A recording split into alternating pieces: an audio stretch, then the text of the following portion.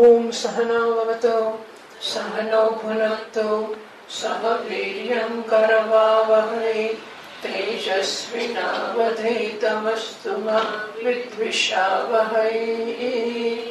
ओम शांति शांति शांतिः। ओम पूर्णमदः पूर्णमिदं पूर्णात् पूर्णमुदच्यते पूर्णस्य पूर्णमादाय पूर्णमेवावशिष्यते। ओम शांति शांति शांतिः। श्रुतिस्मृतिपुराणानाम् आलयं करुणालयं नमामि भगवत्पादं शङ्करं लोकशङ्करं शङ्करं शङ्कराचार्यं केशवं बादरायणं सूत्रभाष्यकृतौ वन्दे भगवन्तौ पुनः पुनः। ईश्वरो गुरुरात्मेति मूर्तिभेदविभागिने व्योमवद्व्याप्तदेहाय दक्षिणामूर्तये नमः। ओम नमो ब्रह्मादिभ्यो ब्रह्म विद्या संप्रदाय कर्तृभ्यो वंशर्षिभ्यो नमो गुरुभ्यः।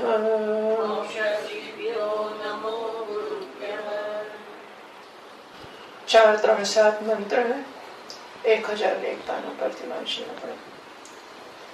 कथम आत्मेते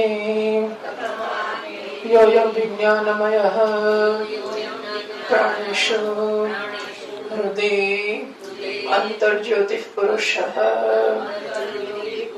स समानः सन् उभौ लोकौ अनुसञ्चरति ध्यायति इव लीलायति इव सहि स्वप्नो भूत्वा इमं लोकम् अतिक्रामति मृत्युरूपाणि।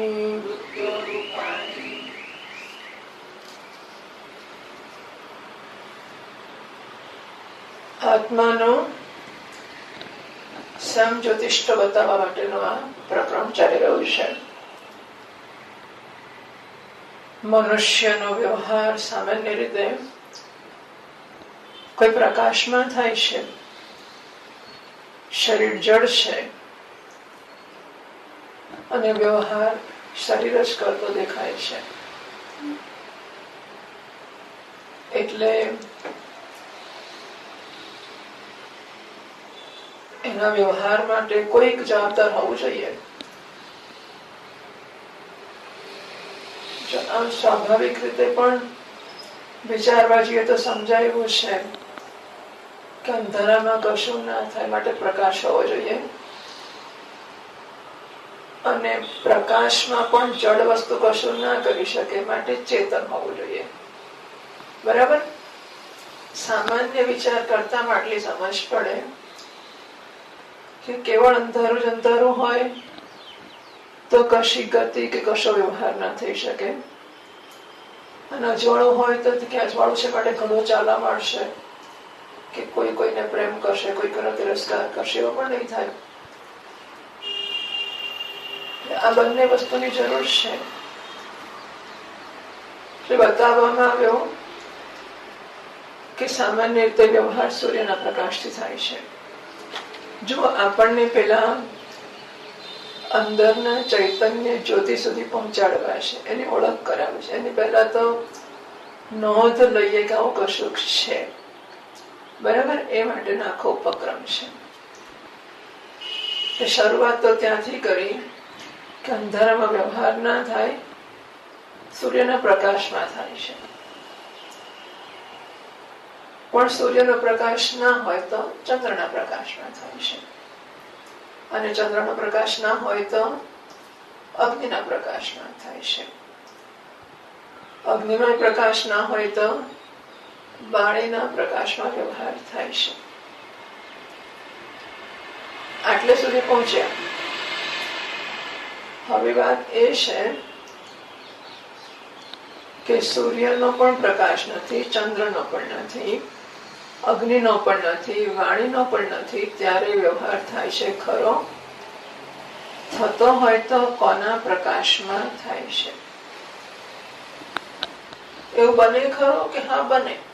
બધા પ્રકાશ ના હોય એવું સ્વપ્નની અવસ્થામાં બની શકે કે સ્વપ્નમાં બહારના સૂર્ય, ચંદ્ર, અગ્નિ, વાણી કશું જ નથી, છતાં જાગ્રતના જેવો બધો જ વ્યવહાર ચાલે છે સ્વપ્નમાં. એનો અર્થ કે કોઈ પ્રકાશ હોવો જોઈએ. જો સૂર્ય ચંદ્ર સુધી પ્રકાશ ઇલ્યુમિનેશન, આમ કિરણો, એવા પ્રકાશની વાત હતી. અંધારાનો વિરોધી એવા પ્રકાશની વાત હતી. હા, સૂર્ય ચંદ્ર સુધી, સૂર્ય ચંદ્ર, વાણી, અગ્નિ એ અંધારાનો વિરોધી એવો પ્રકાશ હતો કે અંધારું છે તો વ્યવહાર ના થાય, અજવાળું થાય એટલે અંધારું જતું રહે અને દેખાય વસ્તુ અને વ્યવહાર થાય, એ પ્રકારનું હતું. પણ હવે જયારે સૂર્ય ચંદ્ર વગેરે બધા નથી, ત્યારે કયા પ્રકાશમાં થાય છે? તો યાજ્ઞવલ્ક્ય મુનિએ કહ્યું, આત્મા એવ અસ્ય જ્યોતિર્ભવતી, આત્મા જેનો પ્રકાશ છે, આત્મના એવ અયમ જ્યોતિષા આસ્તે પલ્યતે કર્મ કુરુતે વિપલ્યતે. આત્માના પ્રકાશ વડે એ બેસે છે. શું બંધ કરવું છે? ના ના, આત્માના જ પ્રકાશ વડે એ બેસે છે. આસ્તે પલ્ય તે બહાર જાય છે, કર્મ ગુરુ તે કામ કરે છે, વિપલ્યથી પાછા આવે છે. આત્માના પ્રકાશમાં બધું થાય છે. તો હવે આત્માના પ્રકાશમાં થાય છે એ સમજાવતા શ્રુતિએ કહ્યું, યોયમ વિજ્ઞાનમય પ્રાણેશુ કતમ આત્મેતિ. આત્મા કોણ છે? એટલે જો બહારના તો બધા નીકળી ગયા, એટલે હવે વાત રહી અંદરની. તો અંદર જે છે એમાં આ જે દેખાય છે એની અંદર, એટલે બહાર દેખાય છે શરીરનું ખોખું તો નહીં. એટલી સમજ પડી કે આ જળ સંઘાત, આ જળ શરીર જે દેખાય છે એ તો કામ કરે છે, એટલે કોઈક એને ચલાવનાર હોય એના પ્રકાશમાં એ કામ કરે છે. એટલે કથમ આત્મેતિ, એમાંથી કયો આત્મા છે? એટલે કે આની અંદરની વાત કરવી હોય તો અંદર પણ ઘણી વસ્તુઓ છે, એ બધામાંનો કયો આત્મા છે? કથમ આત્મેતિ. એટલે આત્માની ઓળખ આપતા શ્રુતિ કહે છે, યહ અયમ વિજ્ઞાનમય. આ જે વિજ્ઞાનમય છે તે વિજ્ઞાનમય નો અર્થ કર્યો કે બુદ્ધિ સાથે જે તાદાત્મ્ય ધરાવે છે તે.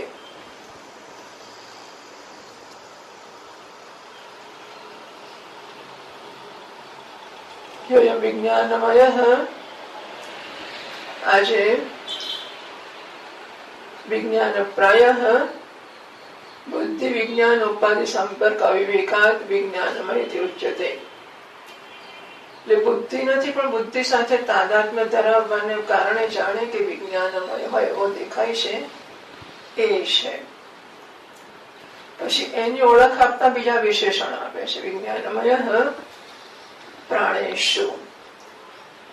પ્રાણેશુ સપ્તમી વાપર્યું, સપ્તમી બહુવચન. પ્રાણેશુ, પ્રાણોમાં. તો પ્રાણોમાં એટલે પ્રાણોમાંનો એક છે એવું છે. તો કહે છે ના, વ્યતિરેક પ્રદર્શનાર્થા સપ્તમી. પ્રાણોમાં સપ્તમી વાપરી છે, પ્રાણોમાં એવું કહેવા માટે નથી, પણ પ્રાણો કરતા જે ભિન્ન છે, વ્યતિરેક, પ્રાણો કરતા જે ભિન્ન છે, પ્રાણોની સમીપમાં છે, એવું પ્રાણેશુ શબ્દથી બતાવવામાં આવ્યું. પ્રાણેશુ તો વિજ્ઞાનમય પ્રાણેશુ બળે વિશેષણ ઉમેર્યો. હૃદય વૃદ્ધિનો અર્થ કર્યો બુદ્ધ, એટલે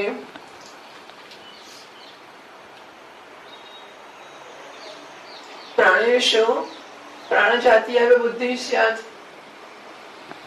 તો પ્રાણની જાતિની બુદ્ધિ એવો અર્થ થાય એટલે કયો હૃદય શબ્દેના પુંડરીકાકાર માંસપિંડ તાસ્યાત બુદ્ધિ હૃત તસ્યા વૃદ્ધિ બુદ્ધો. તો આ જે માંસપિંડ હૃદય તરીકે ઓળખાય છે એમાં રહેલી બુદ્ધિ એ હૃદય શબ્દનો અર્થ કર્યો. હૃદય એટલે બુદ્ધ, બુદ્ધિમાં. વળી નવું બીજું વિશેષણ વાપર્યું અંતઃ. બુદ્ધિમાં બુદ્ધિની અંદર છે. એ પાછું શેની માટે કહ્યું? અંતહિતિ બુદ્ધિ વૃત્તિ વ્યતિરેક પ્રદર્શનાર્થમ. બુદ્ધિ વૃત્તિ પણ નથી, એનાથી પણ વ્યતિરિક્ત છે. એટલે જો પહેલા આપણે ઓળખાવતા હોઈએ કે આ મારું ઘર છે, એટલે પેલા ફ્લેટ હોય ને બહુ બધા, માનો કે 10 માળ છે, 10 માળ ઉપર 4 ફ્લેટ છે, એટલે 40 ફ્લેટ છે. તો માણસ કોઈકને આપણે લઈ આવીએ છીએ એટલે એક વિસ્તાર આંબાવાડી વિસ્તાર છે. આખા અમદાવાદમાં ક્યાં ક્યાં આંબાવાડી, એટલે આંબાવાડી સુધી પહોંચ્યા કે આ મારું ઘર છે, બસ હવે આવી ગયું. એટલે આખું આંબાવાડી તમારું છે કે ના, અહીં નહીં, હજુ આગળ. એટલે પછી આપણે આપણા ફ્લેટનું જે બિલ્ડિંગ છે ત્યાં સુધી આવ્યા. બસ આખું તમારું છે ને, એ નહીં, મારો 4થો માળ છે, ચોથે માળ પહોંચી આપણે. આ 4થા માળ આખો તમારો છે ને, એ નહીં, 4થા માળ ઉપરનો જે 4થા નંબરનું ફ્લેટ છે ને, એ મારો છે. તો શું થયું કે આપણે સીધા તો 4થા માળના ફ્લેટ પર નહોતા આવી શકતા. એટલે આખા અમદાવાદમાં પહેલા આંબાવાડી સુધી પહોંચ્યા, એમાં પછી એક આકાશગંગા અપાર્ટમેન્ટ સુધી પહોંચ્યા, એમાં પછી 4થા માળે પહોંચ્યા. આંબાવાડી નથી એવું નહીં, આંબાવાડી છે પણ છતાં આંબાવાડી નથી. એટલે આંબાવાડી સુધી લાવવાનો છે પણ આંબાવાડી મારું ઘર નથી. એમાંથી આકાશગંગા અપાર્ટમેન્ટ મારું ઘર છે પણ આકાશગંગા નથી. એટલે ત્યાં સુધી લાવવામાં આવે અને પછી એને ખસેડીને અંદરનું બતાવવામાં આવે. એમ આ આત્માની ઓળખ માટે, અને આત્માની ઓળખનો અર્થ સમજી અત્યારે સ્વયં પ્રકાશની વાત છે, સ્વયં જ્યોતિની વાત છે. પણ માણસ જીવનમાં સુખ શોધે છે ને, એટલે સુખને માટે ચારે બાજુ ફરે છે. એમાં કીધું કે આ છે, એમાં અંદર કે આ શરીર સુખ, મન, પ્રાણ, ઇન્દ્રિયો, બુદ્ધિ. એટલે ઓળખ કરાવવાની માટે આપણને ધીમે ધીમે અંદર લઈ જવા, અને જ્યાં પહોંચ્યા એને બાદ કરીને વધારે અંદર જવું. એક પગથિયું ચડીએ, એ પગથિયું અગાશી નથી, પણ એ પગથિયું ચડવું ફરજિયાત છે.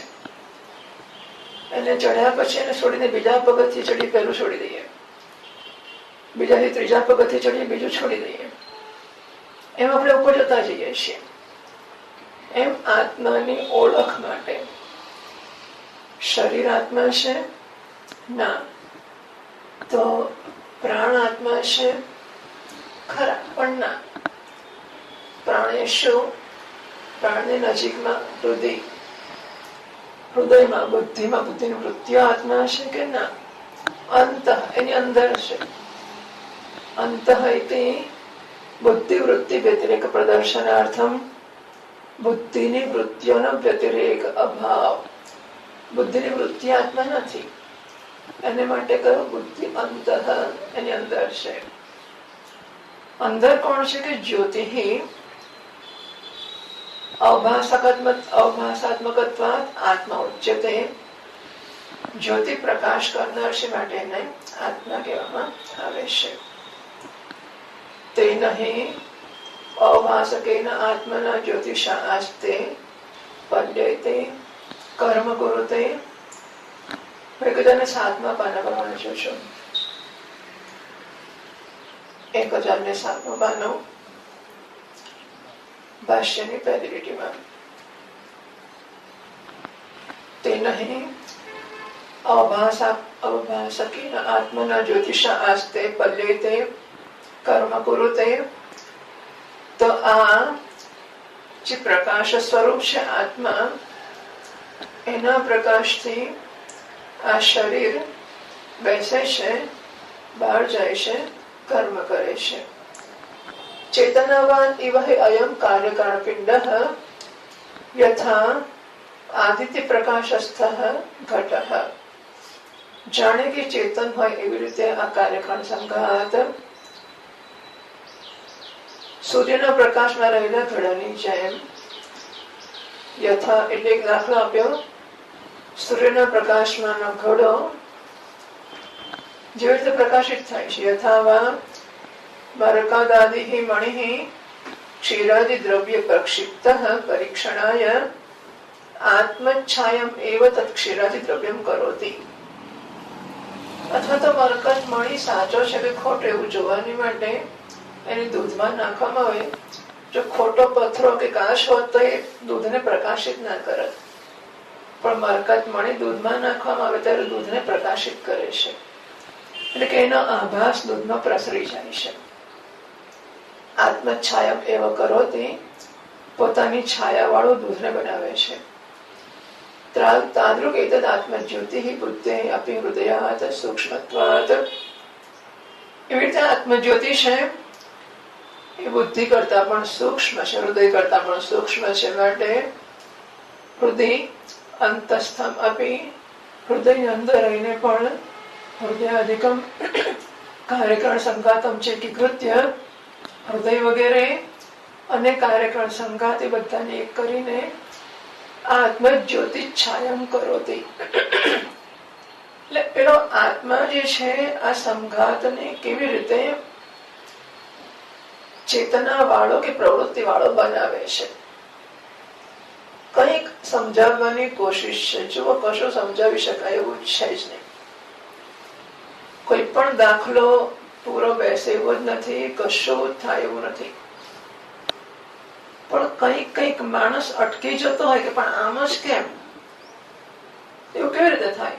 તો જો પેલું મરકત મણીમાં થાય છે ને કંઈક એવી રીતે. એટલે મરકત મણીને દૂધમાં નાખવામાં આવે તો દૂધને કેવું પોતાના પ્રકાશ વાળું બનાવે છે. એમ આ આત્મા જે બુદ્ધિ હૃદય બધાથી ભિન્ન છે અને બુદ્ધિ હૃદય વગેરેને પોતાના પ્રકાશથી પ્રકાશિત કરે છે. પારંપર્ય પરંપરાથી, પહેલા બુદ્ધિને, પછી મનને, પછી ઇન્દ્રિયોને, પછી શરીરને, પછી વિષયોને, આમ ક્રમથી સ્થૂળ સૂક્ષ્મ તારતમ્યાત સર્વાંતરતમત્વાત. તો સ્થૂળ સૂક્ષ્મના ચડતા ઉતરતાને ધ્યાનમાં લઈને, કારણ કે આત્મા સર્વનો અંતરતમ સૌથી અંદર છે. 1009 પાના પર આગળ કહે છે બુદ્ધિ આત્મછાયત્વમ સમર્થયતે. બુદ્ધિ આત્માની છાયા વાળી છે એ સમજાવતા ભાષ્યકારે કહે છે બુદ્ધિસ્તાવત સ્વચ્છત્વાત આનંતર્યાચ આત્મ ચૈતન્ય જ્યોતિ પ્રતિચ્છાયા ભવતી. બુદ્ધિ સૌથી સ્વચ્છ દ્રવ્ય છે, એટલે કે સાત્વિક. સત્વ એટલે સ્વચ્છ એટલે સત્વ. તો બુદ્ધિ સ્વચ્છ દ્રવ્ય છે, આનંતર્યાચ અને આત્માની સૌથી નજીક છે. પહેલામાં પહેલું બુદ્ધિ છે આત્માથી. અગેન આ સમજાવવાની જ વસ્તુ છે. આત્માથી નજીક દૂર નામનો પણ કશું નથી.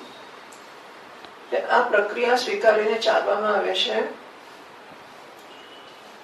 કે સર્જન થયું ત્યારે સૌથી પહેલા એક તુક્કો જન્મ્યો કે સર્જન કરીએ ચાલો. અવિચારજન્ય એ જ મનનું સર્જન થયું, બરાબર. એને કારણે એમ કહેવામાં આવ્યું કે આત્માની સૌથી નજીક બુદ્ધિ છે, કારણ કે બુદ્ધિ વિચાર કરે છે. અને વિચાર કેમ કરે? કારણ કે અજ્ઞાન હતું. એટલે બુદ્ધિ આત્માથી સૌથી પહેલું અજ્ઞાન છે. આત્મા ઢંકાય તો બીજું કામ થઈ શકશે. જો આત્મા ઢંકાય ના તો દુનિયાનું નાટક આખું બંધ પડી જાય. જેમ નાટકના પાત્રો છે, એ પાત્રો પોતે જેવા છે તેવા સ્ટેજ પર આવી જાય તો પછી નાટક ના થાય. એટલે નાટકનો રાજા ખોટો છે પણ એ ખરેખર રાજા દેખાવું જ પડે, પ્રધાને પ્રધાન દેખાવું જ પડે, સાધુ એ સાધુ દેખાવું જ પડે. જો એ લોકો બધા છગન મગન પોતે જેવા છે તેવા આવી જાય તો પછી નાટકનું કશું રહે નહીં. એવી રીતે એટલે એ નાટકનું પાત્ર બનવા માટે છગન પણ ઢાંક્યો ને, પછી એને શરૂ કર્યું નાટક. એમ આત્માએ પહેલા આત્મા પણ ઢાંક્યું, પછી નાટક શરૂ કર્યું એને. એટલે આત્મા પણ ઢાંક્યા પછી એને જાહેરાત કરી કે હે હું તો દુઃખી છું, હવે શું કરીશું? ચલો ત્યારે ત્યાં શોધવા જઈએ, એને જઈએ ક્યાંક ભોગવીએ, આપણે આનંદ લઈ આવીએ. એટલે ભોગવવા માટે પછી મનની જરૂર પડી, આંખ નાક કાન ઇન્દ્રિયોની જરૂર પડી, પછી ઇન્દ્રિયોને ક્યાંક મૂકવા માટે શરીરની જરૂર પડી, અને પછી શરીરને મૂકવાની માટે આપણને એને વિષયની જરૂર પડી કે વિષયો છે તો ભોગવશે, તો ભોગવશે કેવી રીતે? આમ આત્મા એટલે આ પ્રક્રિયાને સ્વીકારીને આ બધું કહેવામાં આવે છે કે આત્માથી પહેલું અજ્ઞાન છે ને પછી બુદ્ધિ છે ને પછી આમ છે. હવે એવું નથી કે આત્માથી બુદ્ધિનું અંતર છે એના કરતા આત્માથી વિષયનું અંતર વધારે છે. હા, ક્રમ તો એવો થાય ને કે આત્મા પછી અજ્ઞાન પછી બુદ્ધિ પછી મન પછી ઇન્દ્રિયો પછી શરીર પછી વિષયો. તો એનો અર્થ કે આ આત્મા હોય પછી આ અજ્ઞાન હોય પછી આ બુદ્ધિ હોય પછી આ મન હોય પછી આ વિષયો હોય, શરીર હોય પછી વિષયો હોય. તો આત્મા કરતા અજ્ઞાનનું અંતર આટલું જ છે, તો આત્મા કરતા વિષયનું અંતર આટલું બધું થઈ જાય કે ના થઈ જાય? એવું થતું નથી ખરેખર. સીધે સીધો બધાનો આત્મા સાથે સંબંધ છે. હા, સીધે સીધો સંબંધ છે. માટીમાંથી ઘડો બન્યો, પછી ઘડો તૂટીને કાચલા બન્યા. તો માટીને ઘડો પહેલા ઘડો બન્યો, પછી કાચલા બન્યા, પછી નાના ટુકડા બન્યા. તો માટીની ઘડાની વચ્ચે જે અંતર છે એના કરતા માટીને કાચલા વચ્ચે અંતર વધારે છે, અને એના કરતા નાના ટુકડા વચ્ચે વધારે છે. એવું કહેવાય કે ના કહેવાય? કહેવાય કે ના કહેવાય? શું પૂછ્યું? કેમ ના કહેવાય? માટીને ઘડા વચ્ચે જે અંતર છે અને માટીને કાચલા વચ્ચે જે અંતર છે એ અંતર જુદું ખરું કે ઓછું વધતું ખરું કે નહીં? ખરું કે નહીં? હાજી, વાહ ભાઈ વાલા, બધું માટી જ છે, બરાબર ને? છતાં આપણે કહી શકીએ કે પહેલા માટીમાંથી ઘડો બન્યો, પછી ઘડામાંથી કાચલા બન્યા, પછી ઘડામાંથી ટુકડા બન્યા. એટલે અંતર હોય એવું વર્ણન કરતા હોઈએ તો પણ અંતર નથી. એટલે માટી પહેલા ઘડો બનાવે, પહેલા ઘડામાં વ્યક્ત થાય, પછી કાચલામાં વ્યક્ત થાય, પછી ટુકડામાં વ્યક્ત થાય, પછી પાવડરમાં વ્યક્ત થાય. ભલે થાય, વર્ણન ભલે એવું હોય એનો અર્થ એવો નથી કે માટીથી બધાના અંતરો જુદા કે ઓછા વધતા છે. એમ આત્માથી અજ્ઞાનનું અંતર કે આત્માથી બુદ્ધિનું, ઇન્દ્રિયોનું, વિષયનું કોઈનું અંતર આગુ પાછું નથી, કારણ કે બધાનું અધિષ્ઠાન આત્મા જ છે. પણ છતાં આ ક્રમ કહેવામાં આવે છે. એનો અર્થ એવો થયો કે જો અજ્ઞાન ન હોત તો બુદ્ધિ ન હોત, અને બુદ્ધિ ના હોત તો મન ના હોત, અને મન ના હોત તો ઇન્દ્રિયો ના હોત, વગેરે. એવા અર્થમાં કંઈક સમજાવવાનો પ્રયત્ન કરવામાં આવે છે. એટલે કયું? બુદ્ધિ તાવ સ્વચ્છત્વાત આનંતર્યાચ. બુદ્ધિ સ્વચ્છ દ્રવ્ય છે અને આનંતર્ય આત્માથી તરત જ છે. એટલા માટે આત્મા ચૈતન્ય જ્યોતિ પ્રતિચ્છાયા ભવતી માટે બુદ્ધિ છે એ આત્મ ચૈતન્યની પ્રતિચ્છાયા વાળી કે આભાસ વાળી સૌથી પહેલી બને છે. તેના હિ વિવેકી નામ અપી તત્રાતા અભિમાન બુદ્ધિ પ્રથમા. અને ભણ્યા ગણ્યા વગરના માણસોની જેમ જ વિવેકી હોય એને પણ પહેલા પહેલી બુદ્ધિમાં જ અભિમાન થતું હોય છે, હું બુદ્ધિ થતી હોય છે. તત્વપ્યાનંતર્યાત્માનો શ્રી ચૈતન્ય ઉપાસતા એના પછી મનમાં થાય છે બુદ્ધિ સંપર્કાત, કારણ કે બુદ્ધિનો સંપર્ક મન જોડે છે કે મનનો બુદ્ધિ જોડે છે માટે તથા ઇન્દ્રિયશુ મન સંયોગાત, ઇન્દ્રિયોનો મન સાથે સંયોગ છે માટે પછી ઇન્દ્રિયોમાં બુદ્ધિ થાય છે. તત્વ અનંતરમ શરીર, અને એના પછી શરીર સાથે ઇન્દ્રિય સંપર્કાત, ઇન્દ્રિયો સાથે શરીરનો સંપર્ક છે માટે શરીરમાં થાય છે. પેલું કઈક વીજળીમાં કરંટ લાગ્યો હોય ને, એક માણસ ચોંટી ગયો, બીજો છોડા વખતે ચોંટી ગયો, ત્રીજો છોડા વખતે ચોંટી ગયો, ચોથો છોડા વખતે ચોંટી ગયો. એટલે જેટલા લોકો ઇલેક્ટ્રિસિટીના સીધા વીજળીના સંપર્કમાં આવી જાય ને ફટાફટ ચોંટી જાય, એમ અજ્ઞાન આત્માના સંપર્કમાં આવે એટલે અજ્ઞાન પ્રકાશ વાળું થઈ ગયું. એના સંપર્કમાં નજીક બુદ્ધિ છે એટલે બુદ્ધિ પ્રકાશ વાળી એટલે કે ચૈતન્ય વાળી થઈ ગઈ. અને બુદ્ધિના સંપર્કમાં મન છે માટે મને થઈ ગયું, મનના સંપર્કમાં ઇન્દ્રિય છે માટે ઇન્દ્રિયો થઈ ગઈ, એના સંપર્કમાં શરીર છે માટે શરીર થઈ ગયું, શરીરના સંપર્કમાં વિષય છે માટે વિષયો થઈ ગયા.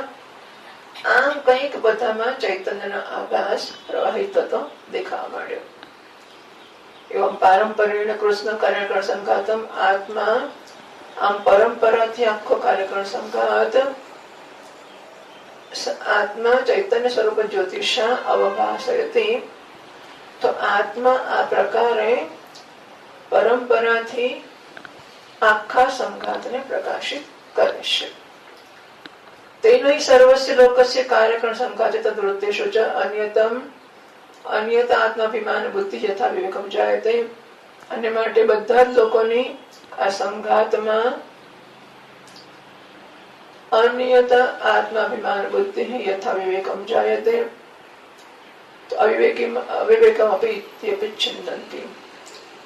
યથા અવિવેકમ, અવિવેકના આધારે બધાની આ સંઘાતમાં હમ બુદ્ધિ જન્મતી રહેશે.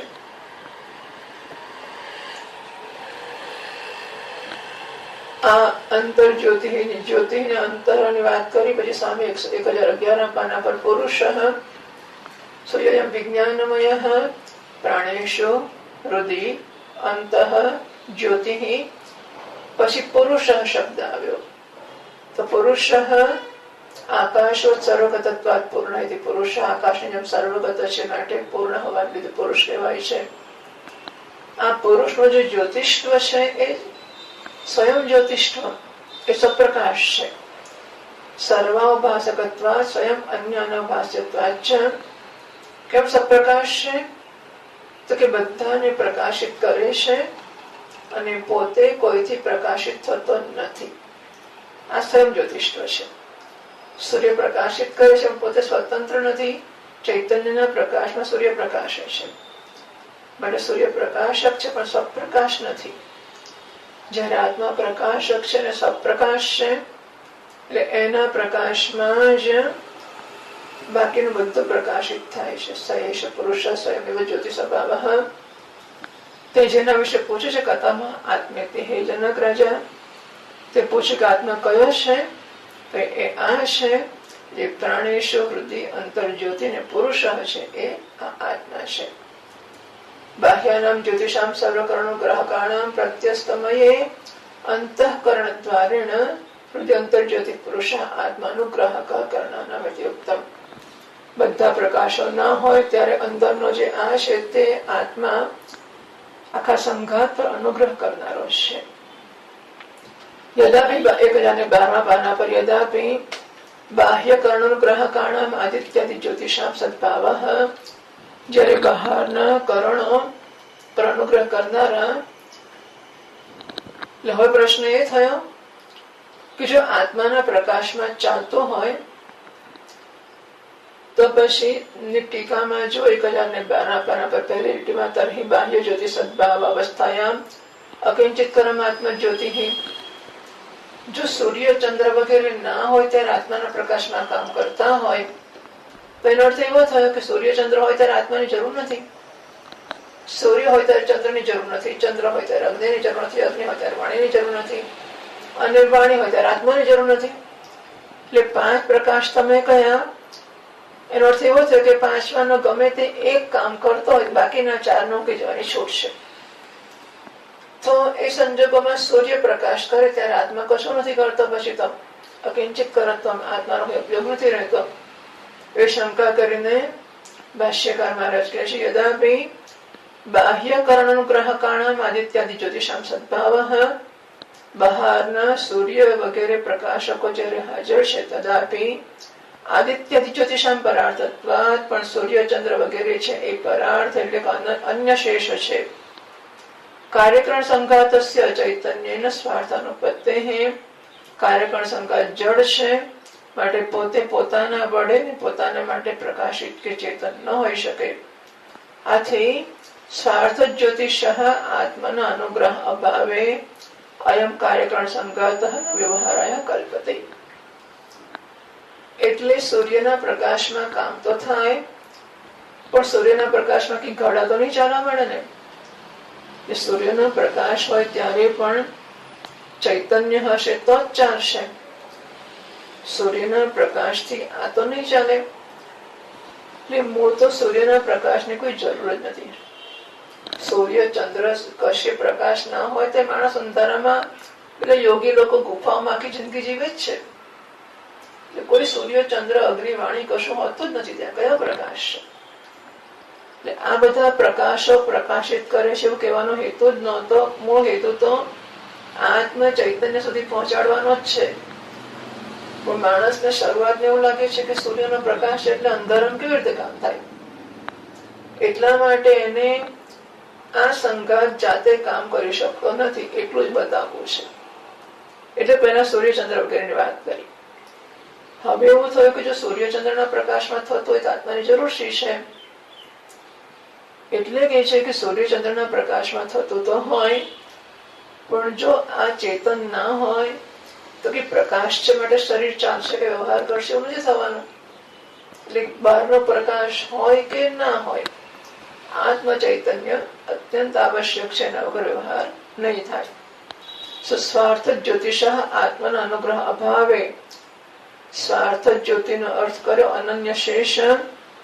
આત્મ ચૈતન્ય પોતે પોતાના વડે છે અને પોતાના માટે છે.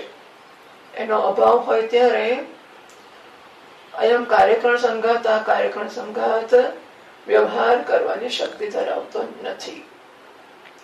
આત્મજ્યોતિનો અનુગ્રહણ એવં સર્વદા સર્વસ્વ વ્યવહાર. આત્મજ્યોતિનો અનુગ્રહ હોય ત્યારે જ હંમેશા બધો વ્યવહાર ચાલતો હોય છે. એતે હૃદય મનશ્ચેત સંજ્ઞાનમ. ઐતરેય ઉપનિષદને ઉદ્ધૃત કરીને કહેવામાં આવ્યું કે પ્રજ્ઞા નેત્રમ, પ્રજ્ઞા એ જ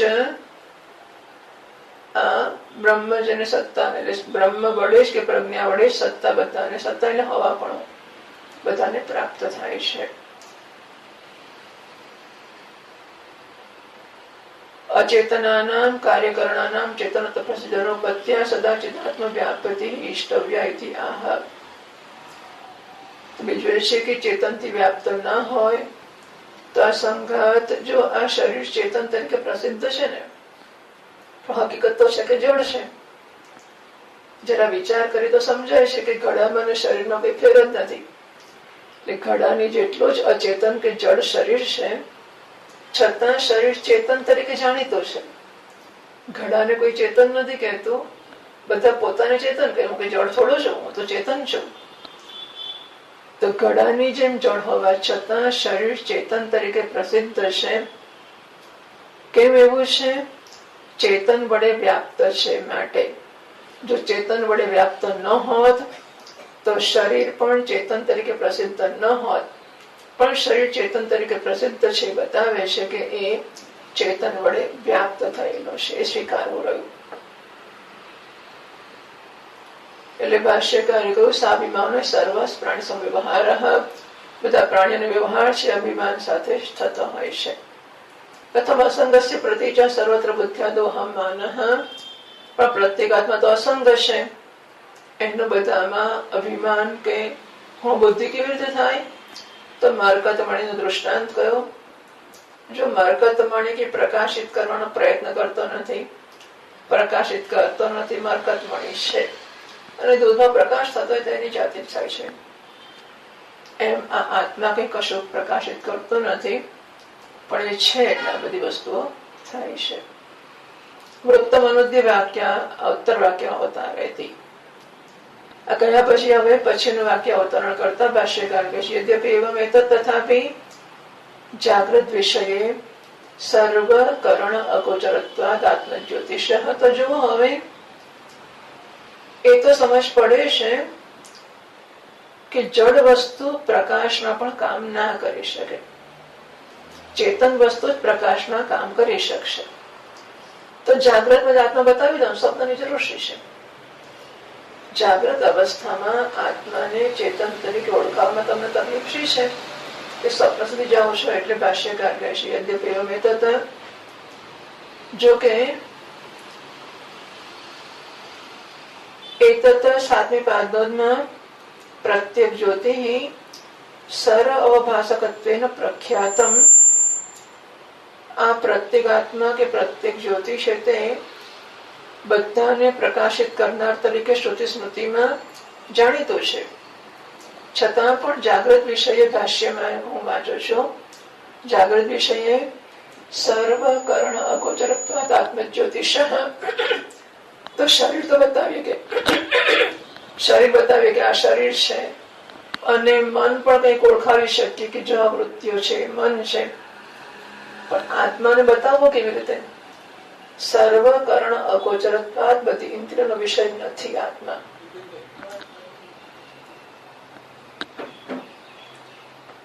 આત્મા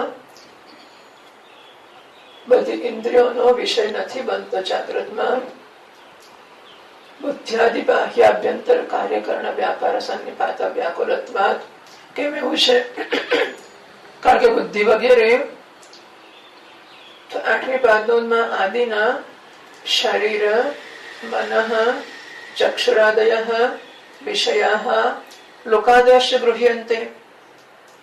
જાગ્રત અવસ્થામાં માણસ એટલો બધો વ્યસ્ત છે, આપણને ખબર જ નથી પડતી કે બુદ્ધિ કામ કરે છે કે મન કામ કરે છે, કે વિચાર ક્યારે થાય છે ને કામ ક્યારે થાય છે ને સારું ખોટું ક્યારે લાગે છે. એટલે જાગ્રત અવસ્થામાં માણસ બહુ જ વ્યસ્ત છે, સાથે સાથે સંકીર્ણ. એટલે મન ને બુદ્ધિ ને ઇન્દ્રિય બધા અંદર અંદર એટલા બધા મળી ગયા છે. એટલે આ બધા કારણે જાગ્રતમાં બધાથી અલગ પાડીને આત્માને ઓળખાવાનું શક્ય નથી થઈ શકતું એવું. ભાષ્યકારે કહ્યું, બુદ્ધ્યાદિ બાહ્યાભ્યંતર કાર્યકરણ વ્યાપાર સન્નિપાત વ્યાકુલત્વાદ. તો બુદ્ધિ વગેરે બહારના ને અંદરના કાર્યકરણ વ્યાપાર એટલે કે વ્યવહારના સન્નિપાતથી વ્યાકુલત્વાદ, અત્યંત વ્યાકુળ કે વ્યસ્ત છે, માટે ન શક્ય તે. તો જ્યોતિ આત્માખ્યમ મુંજા ઈશિકાવત નિષ્કૃષ્ય દર્શયિતો. તો મુંજાનો એવો દાખલો છે, કોઈ ઘાસનો તણખલો છે, અને એના એપિકલ પોર્શન એટલે અત્યંત અગ્રભાગ જે છે એ યજ્ઞમાં કે આહુતિમાં વપરાતો હોય છે. એટલે બહુ શીત. આમ પેલી મકઈ હોય છે ને આપણી, તો મકઈને કેટલા છાણા કાઢ કરીએ ત્યારે મકઈને કાઢી શકીએ. મકઈ તો બહુ મોટી છે, જાડી, છાણા કાઢીને બતાવી શકાય. પણ મકઈ પોતે પણ કદાચ બહુ જ નાની એકદમ શરૂઆતથી ઉગતી હશે, ત્યારે આ બધા શીત એને ઢાંકતા તો હશે જ ને. એ વખતે એને કાઢવાની કેવી અઘરી છે, ઢાંકેલી બતાવવાની કે આ મકઈ છે. એવી રીતે આ આત્મા અત્યંત બધા દાખલાઓ સ્થૂળ છે. આત્મા કેમ ઢંકાય છે એવું નથી, પણ ઘડામાં જ્યાં સુધી સત્ય બુદ્ધિ ને આકર્ષણ છે ત્યાં સુધી આ ઘડો માટી છે એ કહેવાનું બધી સમજ પડવા છતાં ગળે ઉતરતું નથી. આ ઘડોય માટી છે, અને આ ઘડોય માટી છે, ને આ ઘડોય માટી છે. હોતું હશે કોઈ દાડો આ ઘડો માટી ભલે હશે, આ થોડો માટી છે, બરાબર? આ પ્રકારની વસ્તુ છે. એટલે આ ઘડામાં માટી ઓળખાવી અઘરી છે, આ ઘડામાં માટી ઓળખાવી થોડી ઓછી અઘરી છે. આમાં સૌથી ઓછી અઘરી, સૌથી સહેલી છે, કારણ કે આ માટી દેખાય છે. એટલે એવું નથી કે માટી ને આની વચ્ચેના અંતરો જુદા જુદા છે, પણ માટીને ઓળખવી હોય તો આપણે આવા સાદા ઘડા પર જવું પડે, ચિત્રામણ વગરના, તો ઓળખી શકાય. આમાંય ઓળખાય, આમાંય ઓળખાય. પણ અઘરું પડે છે, કારણ કે આપણને આને માટે આકર્ષણ છે. એમ આત્માને ઓળખવા માટે આ પ્રાણ બુદ્ધિ વગેરે, એટલે અહીં શું થયું કે આનો જે રૂપાળાપણું છે ને, સરસ દેખાવડો છે, એનું દેખાવડાપણું માટીપણાને ઢાંકે છે. બરાબર? આ ઘડો સરસ દેખાય છે એટલે ઘડો માટી છે, ઢંકાઈ જાય છે. પણ ઢંકાયો એટલે આમ કરીને ઢાંકી નાખ્યું એવું છે. પણ એ બુદ્ધિમાં એના રંગરૂપ એટલા છવાઈ જાય છે કે બુદ્ધિને એ માટી છે એવું જોવા દેતું નથી. આટલો જ અર્થ થયો ને, કે આ રંગરૂપ એવા સુંદર છે કે આને કે માટી કહેવાય. આમ માટી એટલે રસ્તા મૂકી દે કે લઈ જશે, કોઈ ફૂટી જશે, જે થશે તે હાશે. આ સત્સંગ પૂરો થાય એટલે આપણે આને ઉચકીને કબાટમાં ના મૂકી દઈએ. જો સોના ચાંદીનું ગીત કાઢીને મૂક્યો હોત નમૂનો, તો ઉચકીને તરત કબાટમાં મૂકી દે, ચાવી તાળું મારી દેતા આપણે. આને એવું ના કરીએ. કેમ? આ તો માટી જ છે, એમાં શું છે? પણ એનું એ માટી પણ ઢંકાઈ જાય છે, કારણ કે આ સોનેરી બહુ સરસ દેખાતો હોય એટલે આપણે આને ઊંચો મૂકી દઈએ. તો માટી પણ ક્યાં ઢંકાયું? આ સુવર્ણ છે એવી સમજમાં માટી પણ ઢંકાઈ ગયું. એમ હું શરીર, મન, બુદ્ધિ છું એ સમજની નીચે મારો આત્મા પણ ઢંકાઈ ગયો. એટલે એક વાર ઓળખ કરવી હોય ત્યારે આપણે આ ઘડો લઈ આવવો પડે. એવી રીતે જાગ્રતમાં અને સ્વપ્નમાં, તો જાગ્રતમાં માનો કે આ બધો બહુ વ્યવહાર ચાલે છે. ઘડાની વેચાણ થતું હોય, કોઈ આટલા રૂપિયા બોલે, કોઈ પેલા રૂપિયા બોલે, કોઈ આ ખરીદે, કોઈ પેલું કરે, આ બધું ચાલતું હોય ત્યારે આને માટી કહેવાનો અઘરો છે, કારણ કે એટલો વ્યસ્ત છે વ્યવહારમાં. એ પોતે પણ વ્યવહાર કરે છે, લોકો એના વિશે વ્યવહાર કરે છે. સ્વપ્નમાં થોડો ઓછો વ્યવહાર છે, સુષુપ્તિમાં કશો જ નથી. એટલે જયારે બહુ જ વ્યવહારમાં છે ઘડો વ્યસ્ત, ત્યારે એને માટી તરીકે ઓળખાવવો અઘરો છે. એટલા માટે આપણે એને ખસેડીને આ ઘડા સુધી લઈ જઈએ છીએ. એમ જાગ્રત અવસ્થાની અંદર હું એટલો બધો વ્યસ્ત છું, મારી જાતને શરીર નહીં, માતા, પિતા, નોકર, સુખી, દુઃખી, વિદ્વાન, મૂર્ખ, આ બધા મારા ઘડા જેવા નામરૂપો છે ને. હું જયારે વિદ્વાન છું ત્યારે આત્મા કેવી રીતે હોઉં? હું મૂર્ખ હોય તો આત્મા કેવી રીતે હોઉં?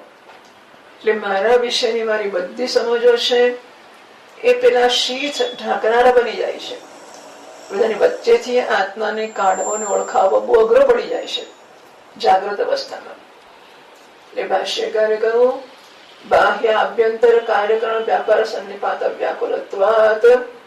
તો બહાર ને અંદરના કાર્યકરણના વ્યાપારના સન્નિપાત, બધાના સમૂહમાં અત્યંત વ્યાકુળ થયેલો છે. અહીં એક પાદનો જ છે મારી પાસે, વાંચું છું. બાહ્ય ચક્ષુરાદિજન્ય જ્ઞાનાની. એટલે અહીં જે ભાષ્યકારે આપે એના કરતા, ટીકાકારે આપે એના કરતા જરાક જુદો પાદનો આપે છે કે બહારનું એટલે શું? તો કે ચક્ષુ વગેરેથી જન્મતા જ્ઞાન, એટલે કે આ રૂપ છે, આ શબ્દ છે, આ સ્પર્શ છે, આ સુંદર દેખાય છે, અવાજ કર્કશ છે, આ મીઠું છે, આ પ્રકારના જે જ્ઞાનો થાય છે તે આભ્યંતર માનસ વૃત્ય, અંદર એટલે મનની જન્મતી વૃત્તિઓ, તેષામ સન્નિપાત સંસર્ગ, એમનો સન્નિપાત એટલે કે સંસર્ગ, તેનો વ્યાકુલ પીડિત આત્મા. તો બહારના જન્મતા બધા ઇન્દ્રિયોના જ્ઞાનો અને મનની અનેક વૃત્તિઓ, એમાં આત્મા પીડિત છે. એટલે ક્યારેક આત્મા કહે છે હું બાપ છું, ક્યારેક કહે છે હું સુખી છું, ક્યારેક કહે છે હું તો નોકર છું. એટલે આમ પોતાની અનેક ઓળખો, બહારની ઇન્દ્રિયોથી જન્મતા જ્ઞાનને લીધે જન્મતી અને મનની વૃત્તિઓથી જન્મતી, આ બધી ઓળખોમાં એ એટલો બધો વ્યસ્ત છે ને રોકાયેલો છે. વ્યાકુલ પીડિત આત્મા, એટલે આત્મા પીડિત છે. તેના આત્મજ્યોતિ તદ વ્યતિરેકેણ નિરૂપયિતુમ અશક્યમ. આથી આત્મજ્યોતિ એનાથી વ્યતિરિક્ત છે, ભિન્ન છે. આ એકે માતા પિતા નથી, એ ભાઈ બહેન નથી, એ સુખી દુઃખી નથી. આમ કહીને એને ઓળખાવો અશક્ય છે જાગ્રતમાં. અત સ્વપ્ને તસ્ય સ્વયં જ્યોતિષનો ઉપાદયિતુમ શાસ્ત્રમ પ્રવર્તતે. આથી સ્વપ્નની અંદર કમસે કમ સ્વપ્નનો પોતાનો વ્યવહાર છે. પણ તો એ બહારનો જે ઇન્દ્રિયોથી થતો જ્ઞાન અને મનની વૃત્તિ આ બધાથી એ થોડો મુક્ત છે. ત્યારે જે આની જેમ હશે કે દિવસ જાગ્રત અવસ્થામાં આ રંગરૂપને લીધે બહુ વ્યવહારમાં વ્યસ્ત છે. એના ભાવ બોલાતો હોય, ખરીદાતો હોય, વેચાતો હોય, જાત જાતનો થતો હોય, ત્યારે આની માટી છે કહેવાનો કોઈ અવકાશ કે મોકો છે જ નહીં. પણ જયારે રંગરૂપ નથી, જે માટી જ છે સીધો, ત્યારે આને માટી કહેવાનું સહેલું છે. એટલે ભાષ્યકારે કહું ન શક્ય તે તજ્યોતિ આત્માખ્યમ. આ આત્મા નામનો જે જ્યોતિ છે તે મુંજા ઈશિકાવત નિષ્કૃષ્ટ દર્શયતું. તો આ જે મુંજ છે ઈશિકા, એને બહારના શીથમાંથી જુદું કરીને બતાવવું અઘરું છે.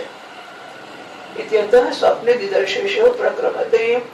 જે સ્વપ્નમાં એ આત્માને દર્શાવવાની ઈચ્છા વાળા હવે શ્રુતિ કે યાજ્ઞવલ્ક્ય મુનિ આગળ વાત કરવાની શરૂઆત કરે છે.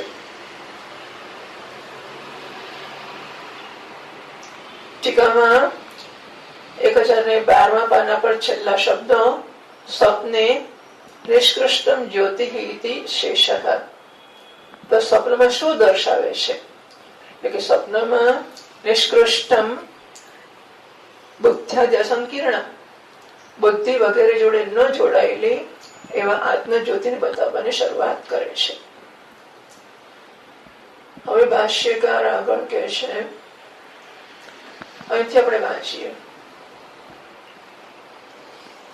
1013 પાના પર ભાષ્યની બીજી લીટી.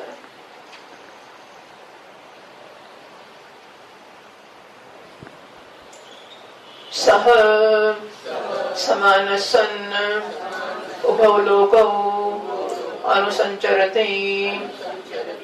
એ સમાન થઈને બંને લોકમાં અનુસંચરણ કરે છે. સહેલા આત્મા આગળ કહે છે ભાષ્યકાર, યહ પુરુષ સ્વયં એવ જ્યોતિઃ આત્મા સહ સમાનઃ સદૃશઃ સન્ન. તો શ્રુતિનું વાક્યનું પ્રતીક હવે ભાષ્યકારે સમાન સન્ન બહુ લોકો અનુસંચરતી.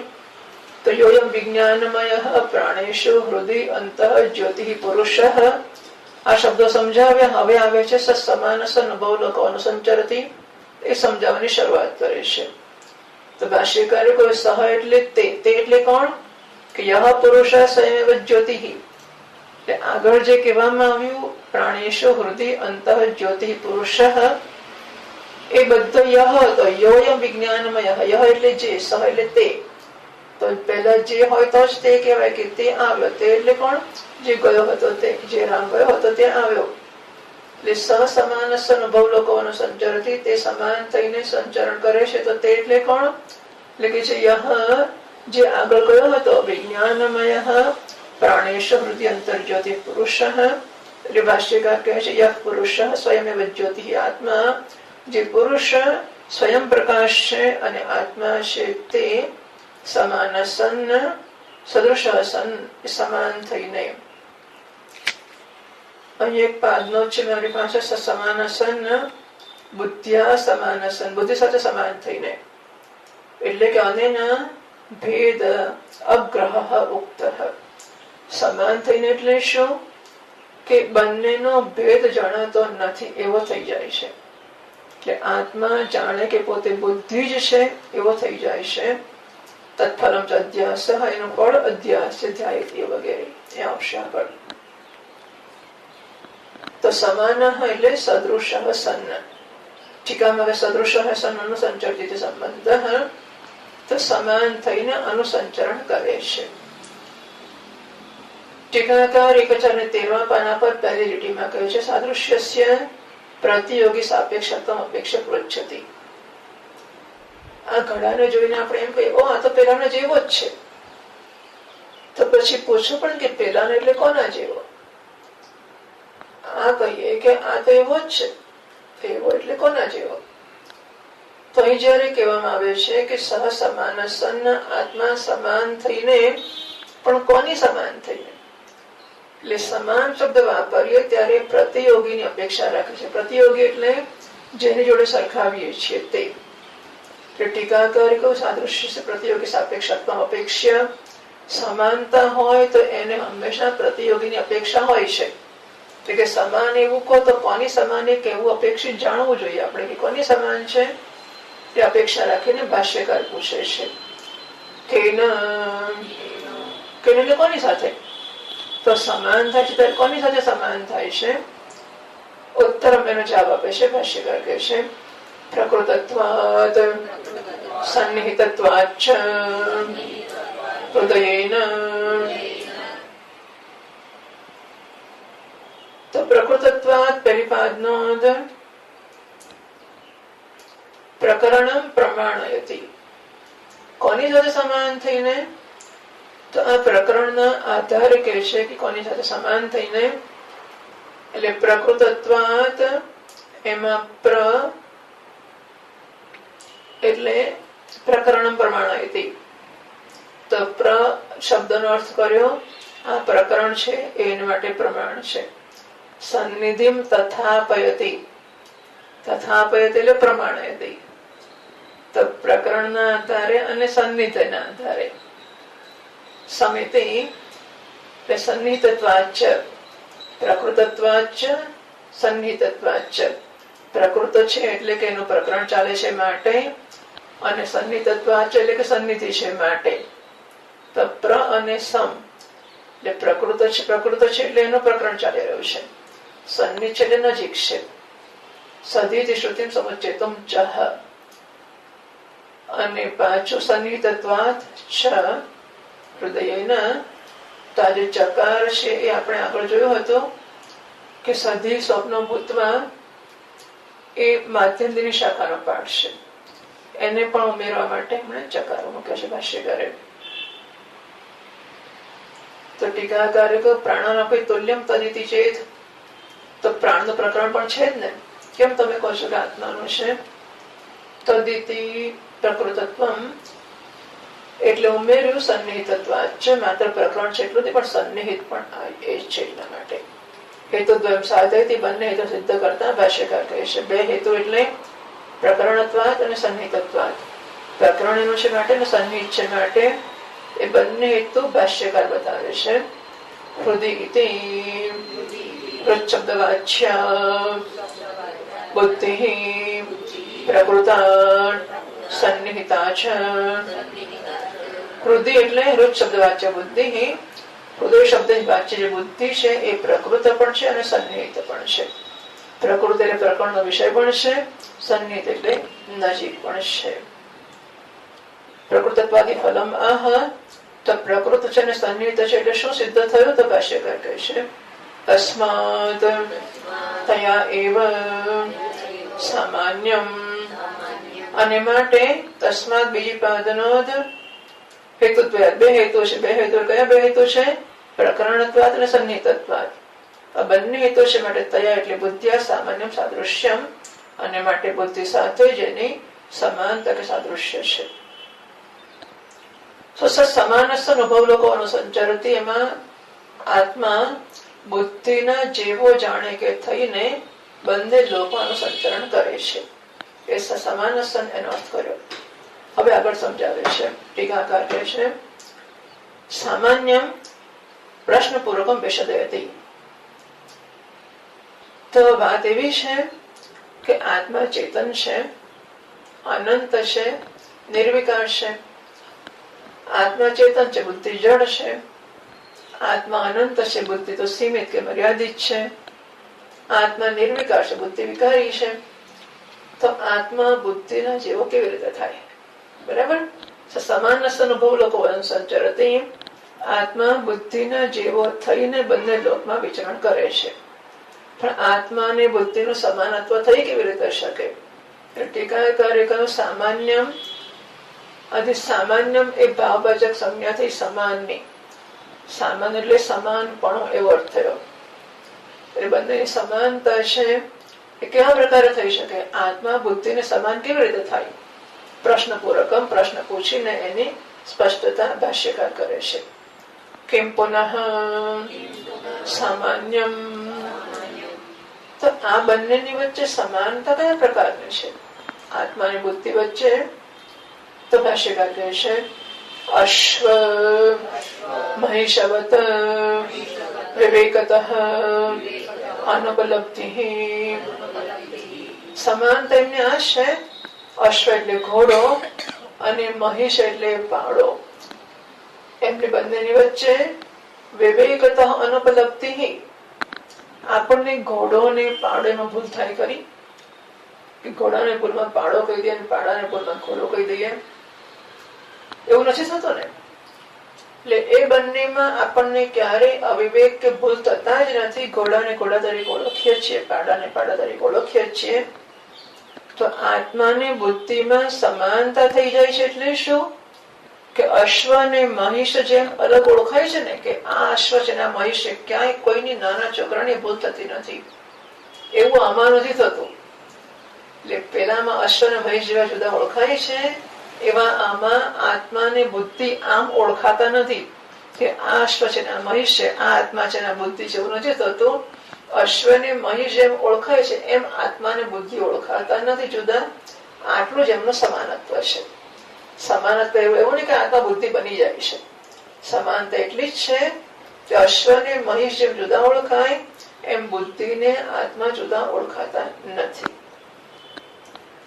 અશ્વમહિષવત ત્રીજી પાદનોદ ઉત્તરમ આહ. કિમ પુનઃ સામાન્યમ પ્રશ્ન છે એનો જવાબ અશ્વમહિષવત છે. ચોથી પાદનોદ વિવેકતઃ અનુપલબ્ધિ. એટલે શું? તો પાદનોદ કહે છે ચોથી અનુપલબ્ધિ એટલે અનનુભવ. તો જેમ અનુભવ અશ્વ અને મહિષનો ભિન્ન ભિન્ન થાય છે એવો બુદ્ધિ ને આત્માનો અનુભવ નથી થતો ભિન્ન. અનુભવ પછી પૂર્ણ વિરામ કરી દેવું જોઈએ, એક દંડ. પછી આવિદ્યમ તાદાત્મ્યમ ઇતિયાવત. એ બંનેનું તાદાત્મ્ય અવિદ્યાથી જન્મેલું છે. એટલે ખરેખર અશ્વ અને મહિષ ભેગા નાશ થઈ શકે, અલગ ઓળખાય છે. બુદ્ધિ ને આત્મા એવા નથી ઓળખાતા. એનો અર્થ ભેગા થઈ ગયા છે. તો બુદ્ધિ ને આત્મા ભેગા થઈ શકે કે ના થઈ શકે? અવિદ્યાને કારણે આત્માને બુદ્ધિ માની લેવામાં આવે છે. ખરેખર આત્માને બુદ્ધિમાં કોઈ સમાનતા જ નથી. કઈક સરખા પણ હોય તો મન થાય ને આપણને કે સરખું માની લેવાનું. આત્માને બુદ્ધિમાં સમાનતા જ નથી, પછી આત્માને બુદ્ધિ કેવી રીતે માની લેવાય? પણ જયારે મગજ કામ ના કરતો ત્યારે ગમે તે દેખાય. સગા ભાઈમાં સારો હોય, ભાઈ સારો એવો નિયમ નથી. માનો કે આપણો ભાઈ છે, આપણો હિતેશ છે, આપણું બધું ભલું કરતો આવે છે આખી જિંદગીથી, અત્યારે ભલું જ કરે છે, અને છતાંય આપણને એવું લાગે કે આ તો મારો દુશ્મન છે, એ મારું બધું પડાવી લેવા આવે છે. એવું બને જ કેવી રીતે? જાણે જે માણસ હંમેશા સારો જ છે, ભલું જ કરે છે, છતાં પણ એમાં ખરાબ કેમ દેખાય? બુદ્ધિ બેર મારી ગયો તો દેખાય. થઈ શકે ને એવું? એટલે વસ્તુ અહિત કરનારી હોય તો પણ હિત કરનારી દેખાય, હિત કરનારી હોય તો અહિત કરનારી દેખાય. એવું કેવી રીતે બને? બુદ્ધિ બેર મારી જાય, બધું બને. અવિદ્યાને કારણે, અજ્ઞાનને કારણે વસ્તુ જેવી છે એના કરતા જુદી દેખાઈ શકે. એમ આત્મા બુદ્ધિની જોડે સમાન છે. એટલે કે આત્મા બુદ્ધિ એટલે કે બુદ્ધિ હું છું, બરાબર? એનો અર્થ એવો થયો. આત્મા બુદ્ધિ હોય કે ના હોય, પણ બુદ્ધિના નિશ્ચયો કે વિચારો છે એ હું છું એવો નિર્ણય જન્મે છે. હવે આપણે કઈ એવું નથી થતું કોઈ દાડો કે આત્મા ને બુદ્ધિ ભેગા થયા દેખાય. જુદા દેખાતા તો ભેગા દેખાયા હોત ને. જો લોખંડ અને અગ્નિનો આપણે દાખલો આપીએ છીએ, એમાં લોખંડનો ગોળો આપણે જોયો છે, અગ્નિને જોયો છે. લોખંડનો ગોળો ને અગ્નિ ભેગા કરીએ પછી કેવા દેખાય એ પણ જોયું છે. લોખંડનો ગોળો કાળો કાળો છે ને ઠંડો છે, અગ્નિ ગરમા ગરમ છે ને લાલ છે, આકાર વગરનો છે. લોખંડના ગોળાને અગ્નિમાં તપાવીએ ત્યારે લોખંડનો ગોળો કાળો મટીને લાલ થઈ જાય છે અને ઠંડો મટીને ગરમ થઈ જાય છે. આપણે એવું જોયું છે કે અલગ કેવા હોય ને ભેગા કેવા હોય. બુદ્ધિને આત્માને આપણે અલગ જોયા નથી, અને માટે એ બે ભેગા છે એવી પણ ખબર નથી. જે માણસ લોખંડનો ગરમ ગોળો જોવે છે એના બે વસ્તુ છે એ ખબર નથી. એને એક લોખંડનો એટલે એક અગ્નિનો ગોળો છે એટલી જ ખબર પડે છે. એમ આપણને આત્મા ને બુદ્ધિ બે એવી ખબર જ નથી. આપણને આટલી જ ખબર છે કે હું કઉ છું ને, પણ હું માનું છું ને, હું જાણું છું ને. આવું જયારે કહીએ છીએ ત્યારે બુદ્ધિ હું છું એવો મારો નિર્ણય છે, એ મારી ઘોષણા છે. અને એમાં કોઈ અવિદ્યા કે ભ્રાંતિ હોય એવી કોઈ શંકા મને છે જ નહીં. એવું થાય છે કોઈ દાડો કે હું માણસ છું કે ખરેખર હું માણસ ખરો? એવું થાય છે કે નહીં? થાય છે ખરેખર હું માનો કે મોટો પડીને ડોક્ટર થયો છું, હું ખરેખર ડોક્ટર ખરો કે નહીં? શું થાય છે? ખરી વાત છે કે નહીં? એટલે જો એવું થાય ને તો બુદ્ધિ ને હું વચ્ચેના ભેદની કોઈક સંભાવના ઉભી થાય. એવી કોઈ શક્યતા જ નથી. એવી કોઈ પ્રકારની એ તું હાસ્યાસ્પદ છે. પેલા પૂછે કે તમે માણસ છો? What do mean? તને શું લાગે છે? હું નથી. હું કોઈ ઢોર છું? હું કોઈ ગાય છું? હું કોઈ ગધેડું છું? શું છું? માણસ એટલે તો શું છું? એટલે હું માણસ છે મારી બુદ્ધિનો નિશ્ચય છે. હું વિદ્વાન છે મારી બુદ્ધિનો નિશ્ચય છે. હું પુરુષ છું, હું સ્ત્રી છું, હું ભણેલો છું, અભણ છું, હું સુખી છું, દુઃખી છું, સજ્જન છું, દુર્જન છું. આ એક એક મારા વિશેના મારા નિશ્ચય છે. એટલે કે હું વિશેનું મારું જ્ઞાન છે. બરાબર છે ને? હું માણસ છું એ હું વિશેનું મારું જ્ઞાન છે. માણસ છું એ બુદ્ધિનો નિશ્ચય છે. હું છું એ આત્મા છું.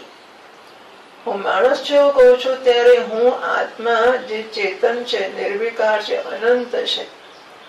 અને માણસ પણ બુદ્ધિનો નિશ્ચય છે. એ બુદ્ધિ જડ છે, વિકારી છે, સીમિત છે. એ બંનેને ભેગા કરીને જ હું જીવું છું. આ ઘડો જાહેરાત કરે કે હું ઘડો છું, એનાથી આપણને કશું થતું નથી. કારણ કે હું ઘડો નથી કહેતો. બુદ્ધિ જાહેરાત કરે કે માણસ છું ત્યારે હું કઉ છું કે હું માણસ છું. એટલે ઘડામાં હું નથી કહેતો, પણ બુદ્ધિમાં હું કઉ છું. નહીં તો બુદ્ધિને મેં હું ના કહી હોત. બુદ્ધિ કે હું માણસ છું, અને હું જયારે કહું કે હું માણસ છું ત્યારે બુદ્ધિમાં અહમ બુદ્ધિ કરી છે. એ ચૈતન્યથી વ્યાપ્ત છે. હું ઘડો છું નથી કહેતો, કારણ કે ઘડો ચૈતન્યથી વ્યાપ્ત નથી. એટલે સમાનસ્થ અનુભવ લોકો અનુસંચરતી, ત્યારે હું બુદ્ધિને સમાન થઈ જાઉં છું. તેવું કે નથી કે લોખંડનો ગોળો અગ્નિની સમાન થઈ જાય છે. એવું અહીં પહેલા હું આત્મા હતો અને પછી બુદ્ધિ સામે આવીને એટલે મેં બુદ્ધિએ નક્કી કર્યું કે ચલો ભેગા થઈએ, પાર્ટનરશીપ. અને પછી હું બુદ્ધિ ભેગા થઈ ગયા. પછી મેં જાહેર કર્યું કે હું માણસ છું. આવું કશું જોયું નથી આપણે. એટલે આપણો કિસ્સો એવો છે કે આપણે ખાલી અગ્નિનો ગોળો જોયો છે. આપણને કલ્પના જ નથી કે અગ્નિના ગોળામાં બે વસ્તુ છે. એને આપણે શીખવાડવાનું છે કે અગ્નિનો ગોળો નથી, ગોળો લોખંડનો છે ને અગ્નિ જુદો છે. એમ હું માણસ છું એ નિશ્ચય છે, એ બુદ્ધિ છે. એ બુદ્ધિમાંથી પેલા હું ને કાઢી નાખવાનો છે અને બુદ્ધિ બુદ્ધિને જુદી કરવાની છે. બરાબર? એને માટે આ સમજાવે છે કે અનુપલબ્ધિ ચોથી પાદ નથી કહ્યું અનનુભવ. આપણને બુદ્ધિનો ને આત્માનો અશ્વને મહિષની જેમ અનુભવ નથી થતો કે આ અશ્વ છે ને આ મહિષ છે, આ બુદ્ધિ છે ને આ આત્મા છે, અથવા તો હું આત્મા છું અને આ બુદ્ધિ છે, એવો અનુભવ નથી થતો. પણ એવું કેવી રીતે અશ્વ ને મહિષ જુદા છે તેવું તાદાત્મ્ય થાય કોઈ દાડો કે ઘોડામાં આપણને અશ્વ મહિષની બુદ્ધિ થઈ જાય? અવિદ્યાને કારણે આવું આત્મામાં બુદ્ધિ કે બુદ્ધિમાં આત્માનો ખ્યાલ જન્મે છે. તાદાત્મ્ય મિત્યાગત. ટીકાકાર કહે છે 1013 પાના પર છેલ્લી લીટીમાં વિવેકતઃ અનુપલબ્ધિ વ્યક્તિ કરતું બુદ્ધિ જ્યોતિષો સ્વરૂપમ આહ. તો આત્મા ને બુદ્ધિ બંનેમાં વિવેક એટલે પૃથક્કરણ. બીજી પૃથક્કરણે થતું છે. તો વિવેક એટલે પૃથક્કરણ કરો, અલગ પાડવા, છોટા ઓળખવા. તો આત્મા અને બુદ્ધિ એ બંનેને આપણે અલગ કરીને ઓળખી શકતા નથી. એ સમજાવવાને માટે બુદ્ધિનું અને આત્મજ્યોતિનું સ્વરૂપ કહે છે. બુદ્ધિ કેવી છે અને આત્મજ્યોતિ કેવો છે એ બંનેનું અલગ સ્વરૂપ સમજાવે છે. તો ભાષ્યકાર કહે છે અવભાસ્યા બુદ્ધિ અવભાસકમ તત આત્મજ્યોતિ. જો બંને જુદા છે, અવભાસ્યા બુદ્ધિ, બુદ્ધિ અવભાસિત થાય છે, અને અવભાસક આત્મજ્યોતિ, આત્મજ્યોતિ છે એને પ્રકાશિત કરનાર છે. એક પ્રકાશિત કરનાર છે, પ્રકાશિત થનાર છે. બંને એવા મિશ્ર થઈ જાય છે કે પ્રકાશિત કરનાર ને પ્રકાશિત થનાર જુદા ઓળખાતા નથી. અવભાસકત્વ દૃષ્ટાંતમ આહ, કેવી રીતે? તો દૃષ્ટાંત આપતા ભાષ્યકાર કહે છે આલોકવત, પ્રકાશની જેમ. તો સૂર્યનો પ્રકાશ આ ગુલાબના ફૂલને પ્રકાશિત કરે તો આપણને તો ગુલાબ જ દેખાય છે ને, પ્રકાશ નથી દેખાતો. પણ પ્રકાશ ના હોત તો ગુલાબ દેખાત, બરાબર? તો પ્રકાશ પ્રકાશિત કરનાર છે અને ગુલાબનું ફૂલ પ્રકાશિત થનાર છે. છતાં બંને એક જ હોય એમ આપણને ગુલાબ દેખાય છે. એવી રીતે આત્મા પ્રકાશિત કરનાર છે, બુદ્ધિ પ્રકાશિત થનાર છે. અવભાસક અવભાસ્ય, આવું બંને વિરુદ્ધ છે. અવભાસક એ કર્તા થયો, અવભાસ્ય કર્મ થયું. સબ્જેક્ટ ઓબ્જેક્ટ કર્તૃ કર્મનો વિરોધ છે, બંને એક હોઈ જ ના શકે. પણ છતાં પ્રકાશ પ્રકાશિત કરનાર હોવા છતાં પ્રકાશ્ય ફૂલ સાથે એક થઈ જાય છે અને આ ગુલાબ દેખાય છે. એવી રીતે બુદ્ધિ પ્રકાશિત થનાર છે અને આત્મા પ્રકાશિત કરનાર છે. આમ બંને અલગ છે.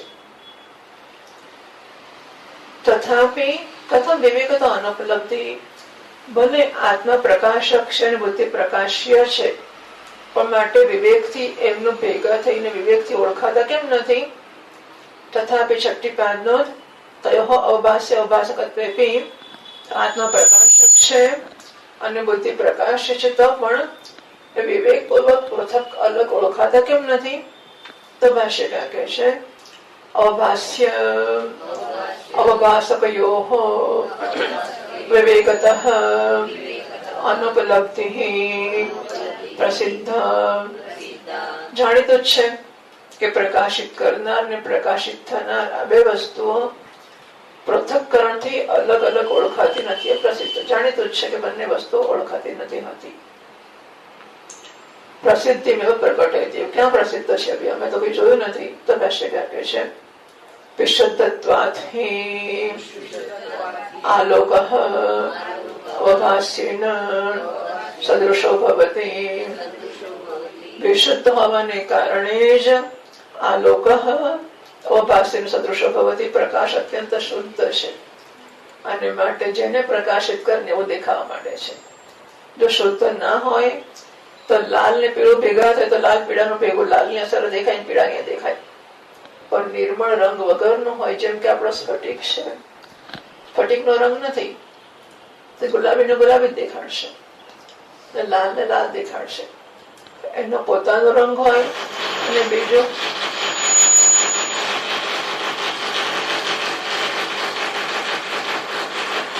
એનો પોતાનો રંગ હોય અને બીજી વસ્તુ હોય તો આનો રંગ ધારણ નહીં કરે. બે વસ્તુ બેમાંથી એક નિર્મળ હોય તો બીજા જેવી બની જશે. સ્ત્રી પુરુષ લગ્ન કરે અને બેમાંથી એક જો અત્યંત શુદ્ધ, અત્યારે એવા અર્થમાં કે તૈયાર છે બીજાનો અભિપ્રાય સ્વીકારો, બરાબર? એ નક્કી કર્યું કે પુરુષની જે ઈચ્છા હશે, એની જે અનુકૂળતા હશે, એના જે રીત રિવાજ હશે બધા સ્વીકારી લેશે તો બંને એક થઈ જાય. પણ સ્ત્રીને પોતાની વસ્તુ અને પુરુષને પોતાની, બંને ભેગા કરીને બંને જુદા લેવાના છે. એટલે સૂર્યનો પ્રકાશ હોય તો પ્રકાશ હંમેશા નિર્મળ હોવાને કારણે પ્રકાશ અને ભેગો થઈ જાય છે. વિશુદ્ધત્વાથી આલોક અવભાસ્યેન સદૃશો ભવતિ, વિશુદ્ધ હોવાને કારણે પ્રકાશ છે એ પ્રકાશિતના જેવો થઈ જતો હોય છે. ઉક્તમર્થમ બુદ્ધો દૃષ્ટાંતેન આરોપયતિ. આ જે વાત કહી તે ઉક્તમર્થમ સાથે બાદનો આલોકસ્ય અભાસ્ય સાદૃશ્યમ. આ પ્રકાશ છે એ પ્રકાશ્યની સરખો થઈ જાય છે એ વસ્તુ દૃષ્ટાંત આપીને બુદ્ધિમાં સમજાવવાનો પ્રયત્ન ભાષ્યકાર કરે છે. યથા હરિતમ નીલમ લોહિતમ ચ અવભાસયન આલોકઃ તત્સમાનો ભવતિ. જેવી રીતે લીલી વસ્તુ હોય કે નીલ રંગનો હોય કે લાલ રંગનો હોય, અવભાસયન ને પ્રકાશિત કરતા આલોક તત્સમાનો ભવતિ. તો પ્રકાશ લીલી વસ્તુને પ્રકાશિત કરતો પ્રકાશ લીલો દેખાશે, ભૂરી વસ્તુને પ્રકાશિત કરતો ભૂરો દેખાશે, લાલ ને પ્રકાશિત કરતો લાલ દેખાશે.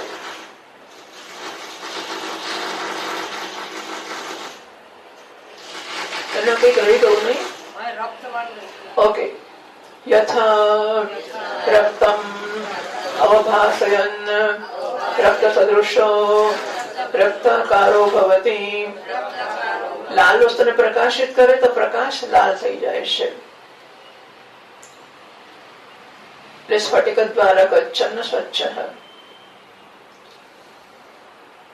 પછી ટીકાકાર કહે છે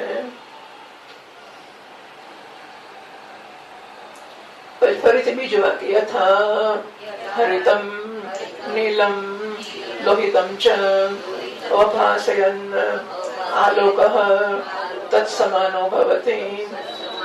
તો લાલ વસ્તુને પ્રકાશિત કરે એટલે લાલ દેખાય છે, લીલું કે ભૂરું કે લાલ પ્રકાશિત કરે તો પ્રકાશ એના જેવો જ દેખાય છે.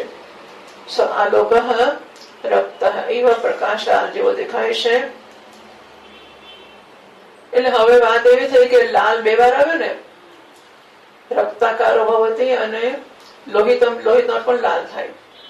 બે વાર કેમ આવ્યો ભાઈ લાલ રંગ? તો રક્ત અને લોહિત પુનરુક્તિ ના સમજવી જોઈએ. પહેલા દૃષ્ટાંતમાં પ્રકાશ અને લાલ રંગ ન બને છે એવું વિવક્ષિત છે. બીજા દૃષ્ટાંતમાં એકી સાથે પ્રકાશ અનેક રંગ ધારણ કરે છે એવું વિવક્ષિત છે. એટલે પ્રકાશ બે વખત લાલ લાલ લાલ એટલે રક્ત અને લોહિત બંનેનો અર્થ લાલ જ છે. પુનરુક્તિ છે કે પહેલા દૃષ્ટાંતમાં જયારે કહ્યું છે ત્યારે એવું કહેવાનું છે કે પ્રકાશ જાણે કે લાલ રંગનો બને છે. બીજા દૃષ્ટાંત બંને બે દૃષ્ટાંત જુદા છે. બીજા દૃષ્ટાંત એવું કહે છે કે પ્રકાશ અનેક રંગને પ્રકાશિત કરે ત્યારે એક જ સમય અનેક રંગનો બની જાય છે. એમાં લાલ આવ્યું છે. દૃષ્ટાંત ગતમ અર્થમ દાષ્ટાંતિક યોજયતિ. આ દૃષ્ટાંતમાં જે કહ્યું છે દાર્ષ્ટાંતમાં ગોઠવતા ભાષ્યકાર કહે છે તથા બુદ્ધિમ અભાસયન બુદ્ધિદ્વારેણ કૃષ્ણં ક્ષેત્રમ અવભાસયતિ ઇતિ ઉક્તમ મરકતમણિ નિદર્શનેન. જેવી રીતે પ્રકાશ રંગને પ્રકાશિત કરીને એના જેવું દેખાય છે, એવી રીતે બુદ્ધિને પ્રકાશિત કરતો આ આત્મા છે બુદ્ધિ દ્વારા બધા ક્ષેત્રને એટલે કે ઇન્દ્રિયો વિષયો વગેરે બધાને પ્રકાશિત કરે છે એવું કહેવાય છે. કેવી રીતે? મરકત મણિનું દૃષ્ટાંત આગળ આપી ગયા હતા. ઉક્તમ સુપ્ત સ્મરણીય પુનરુક્તિ. આગળ કયું યાદ કરાવે છે, એટલે કે પુનરુક્તિ નથી કરતા પણ આગળ કયું હતું એ યાદ કરાવીને કહે છે કે જે મરકત મણી છે એ જેવી રીતે દૂધમાં નાખવાથી બધાને પ્રકાશિત કરે છે, એમ આત્મા બુદ્ધિને અને બુદ્ધિ દ્વારા બધા ક્ષેત્રને પ્રકાશિત કરે છે. તેને સર્વભાષકત્વમ તત્શબ્દ. તેનો એટલે તેથી એટલે શું? બધાને પ્રકાશિત કરનારો છે માટે. કિમર્થમ તરી બુદ્ધ્યા સામાન્ય મુક્તમ. તરહી 8મી પાદનો સર્વભાષકત્વ સર્વસમત્વ બધાને પ્રકાશિત કરે છે તો બધાની સરખો છે. પછી બુદ્ધિની સાથે સમાનતા કેમ કહી છે એવી શંકા કરી કે દ્વારત્વ બુદ્ધિ દ્વાર બને છે એટલા માટે. એટલે ભાષ્યકાર કહે છે તથા તેન સર્વેણ સમાનઃ બુદ્ધિ સામાન્ય દ્વારેણ. તો બધા જોડે સરખો છે. બુદ્ધિમાં દ્વાર બુદ્ધિ સાથેની સમાનતા દ્વાર બને છે. એટલે બુદ્ધિમાં તાદાત્મ્ય જો ના કરે તો બાકીના કશામાં તાદાત્મ્ય નહીં થાય. પણ બુદ્ધિમાં તાદાત્મ્ય કરે છે, દ્વાર બને છે, એના દ્વારા પછી બધે એક સામાન્ય દ્વારા ચોથી પાદનો સર્વસમતવાદીઓ બધા ચોથે સમાન છે. માટે આત્માનો સર્વને સમાનત્વ વાક્ય છે સમાનુકૂળ હોય આત્મા બધાને સમાન બની જાય છે. સમાન બની જાય એનો અર્થ એવો જ સમજવાનો કે તાદાત્મ્ય કરે છે. એટલે બુદ્ધિના નિશ્ચયો હું છું, મનની લાગણીઓ હું સુખી દુઃખી છું, હું કામી ક્રોધી છું, હું પુરુષ છું, હું ભૂખ્યો છું. આ સમાનતા છે. સમાનતા એટલે એવું ને કે આમ બે સરખા સરખા દેખાય, બંને ઘણા સરખા જ દેખાય છે, એવી સમાનતા નહીં. સમાનતા એટલે જાણે કે બુદ્ધિ જ છે એવું દેખાય, જાણે કે ઇન્દ્રિય છે, જાણે કે એ મને એવો વિચાર જ ના આવે ને કે હું હાથ છું એ ખોટું છે, હું હાથ ખરો કે નહીં. હાથ અડક્યો ને તો હું અડક્યો કહેવાય કે ના કહેવાય. હાથ ઘડાને ઉચકે તો મેં ઉચક્યો કહેવાય કે નહીં. મેં તો ઉચક્યો છે ને, બરાબર છે. હું કોઈ તમાચો મારો તો મેં જ માર્યો છે, અને કોઈ મને મારે તો મને જ માર્યો છે. બીજું કર્તૃત્વ, ભોક્તૃત્વ, પુણ્ય પાપ બધું આમાંથી આવે ને. જો હાથ ઘડો અડકે, ગળાને અડકે કે ગળાને ઉચકે અને હું ના ઉચકતો હોઉં તો પુણ્ય પાપ મને ક્યાં લાગે? આખી આખી પ્રક્રિયા એને બધાનું મૂળ કેવું કેટલી બધી સુંદર રીતે કેટલી મહેનત કરીને બતાવે છે કે પહેલામાં પહેલો હું બુદ્ધિમાં જન્મતો નિર્ણય છું, એ છું માટે પછી મનના સુખી દુઃખી છું, માટે ઇન્દ્રિયો છું, માટે બુદ્ધિમાં આવું કશું હું કહેતો નથી કોઈ ઇન્દ્રિય છું, પણ હું રૂપને જોઉં છું, હું શબ્દને સાંભળું છું એવું કહું છું. તો કાન સાંભળે છે હું કહું છું કોઈ સાંભળું છું માટે હું કાન છું એવું મેં માન્યું હોવું જોઈએ. એટલે ધર્મનો અધ્યાસ ધર્મીનો અધ્યાસ પૂર્વક ન હોય છે. ધર્મી એટલે આની અંદર આ ઘડાનો અધ્યાસ, લાલ રંગનો અધ્યાસ થાય તો લાલ રંગ ધર્મ છે. અથવા તો પહેલા હું આ સાડીનો વટ પડે તો મારો વટ પડે છે, બરાબર. માણસો સાડીઓ પહેરે તો સાડીના વટ માટે તો ના જ પહેરે, પોતાના વટ માટે જ પહેરે ને. તો સાડીના વટથી મારો વટ પડે છે. એમાં હું સાડી ના હોઉં તો સાડીના વટથી મારો વટ પડે કે નહીં, બરાબર. સાડી સુંદર છે એ ધર્મ સાડીનો છે, પણ સાડી ધર્મ છે ને સાડી સુંદર છે તો સાડી સુંદર છે, મારે શું? પણ હું સાડી છું એવું માની લઉં છું, પછી સાડીના ધર્મની સુંદરતા મારી છે. ધર્મનો અધ્યાસ પહેલા ધર્મીનો અધ્યાસ પૂર્વક થતો હોય છે.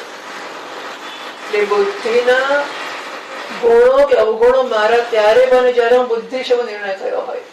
મને ખબર નથી હું બુદ્ધિ છે એવું હું કહું છું, બુદ્ધિને નિશ્ચય મારા કહું છું, એનો અર્થ હું બુદ્ધિ છે નક્કી કરું છું.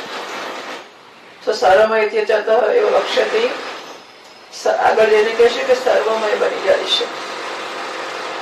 અતઃ એવ સામાન્ય દ્વારેણ ત્રીજી પાદનો હતી અરુષ દ્વારેણ, અને અતઃ ઉપર ચોથી છે. સર્વમય ઇતિ ચ અતઃ એવ લક્ષ્યથી અતઃ ઉપર ચોથી પાદમાં છે.